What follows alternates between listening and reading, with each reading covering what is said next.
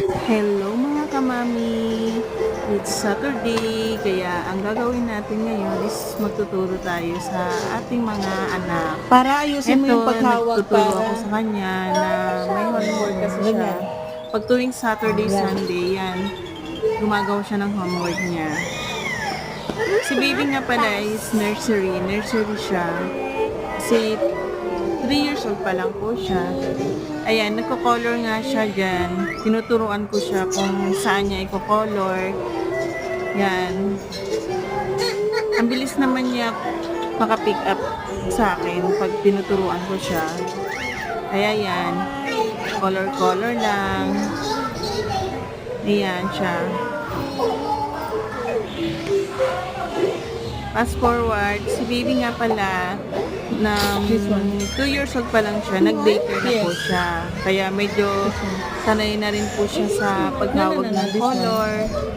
Pero kahit paano, hindi na masyado yung kapag nagko-color po siya, hindi na masyado yung lumalampas. Although hindi pa siya ganun kagaling, pero okay na rin po sa ganun. Enjoy rin naman niya. At sa ngayon, in-enroll ko po ulit siya na 3 years old na po siya. Kasi last year, 2-year-old lang siya. Ngayon, 3-year-old na siya. Then, magpo-4 siya this December. Okay, very good. Hopefully, hindi magbabago yung DepEd. Sa susunod na taon is pwede na siya mag-kinder. Kasi, December po siya magpa-5 next year. So, hopefully, hindi magbabago yung ng DepEd.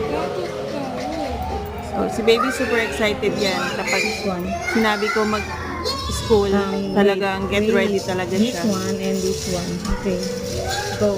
Hapon na po pala yan, pagkagising niya, di na rin kami lumabas kasi umuulan sa labas. So, ang ginawa ko yan, homework na lang. Kasi everyday may homework talaga si Para. So, ayan, nagkukulay po siya. Don't forget to follow and subscribe sa aming mini vlog. Thank you guys. Thank you for watching. Mwah. Hanggang dito na lang ulit. God bless you all. Bye.